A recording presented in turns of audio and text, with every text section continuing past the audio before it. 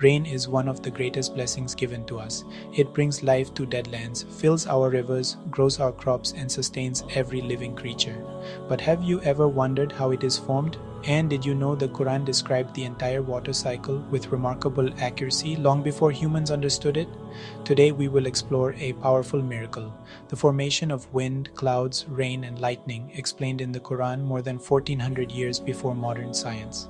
Stay with us until the end, because what you will discover today will increase your awe of Allah and strengthen your faith in His perfect words. Allah begins by describing the very first step in the cycle. It is He who sends the winds as glad tidings ahead of His mercy. When they lift up the heavy clouds, we drive them to a dead land, send down rain, and produce every kind of fruit. This is how we will bring the dead back to life. Quran chapter 7 verse 57. Here Allah tells us that the winds are sent not randomly but with purpose. They push and carry clouds filled with water toward the places Allah chooses. And He calls these winds glad tidings because they bring life, hope, and renewal. Modern science explains that winds lift tiny particles from the earth. These particles contain salt and dust, known as aerosols. Water vapor in the sky then condenses around these particles, forming the initial droplets of clouds. These droplets are extremely small, so small that they remain suspended in the air and spread across the sky. The Quran described this process long before humanity understood it. Listen to another amazing description. We send the winds that fertilize, and then we send down water from the sky, and we give it to you to drink. Quran 15 verse 22. The Quran uses the word fertilize. Modern meteorology confirms this in detail. When the winds lift salt crystals and dust particles into the air, these particles act like seeds. They help water vapor gather and form droplets, eventually growing into clouds heavy with rain. Just as plants cannot grow without seeds, clouds cannot release rain without these tiny particles. The winds fertilize the clouds exactly as the Quran described. Allah describes in detail how clouds move, join, and become towering giants in the sky. Do you not see that Allah drives the clouds, then brings them together, then makes them into layers, and you see the rain emerge from within them? Quran 24 verse 43. Modern science identifies the exact stages Allah mentioned. The main type of cloud responsible for heavy rain and thunderstorms is the cumulonimbus cloud. Its formation takes place in 3 remarkable stages. The clouds first move across the sky, pushed gently by the wind.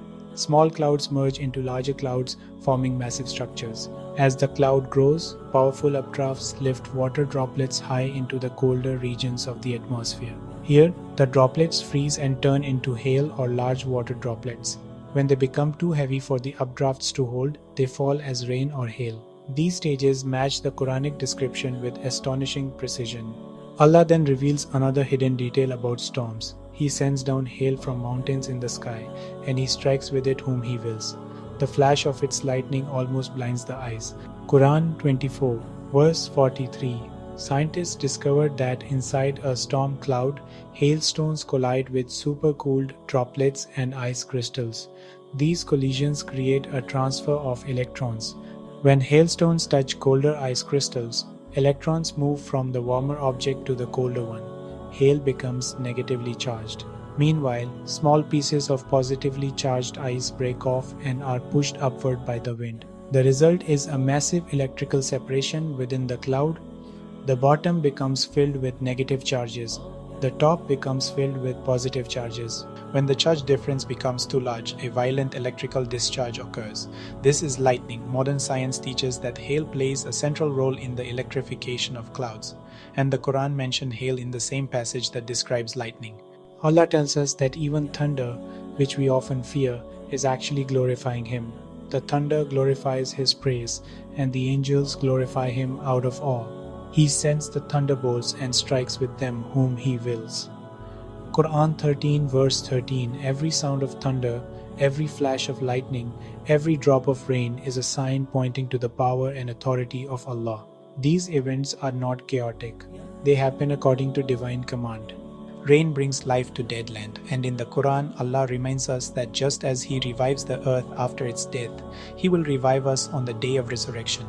The water cycle described with scientific accuracy in the Quran is more than knowledge. It is a reminder of our Creator's wisdom, mercy, and power. If this strengthened your faith today, imagine how many more signs surround us that we have yet to discover.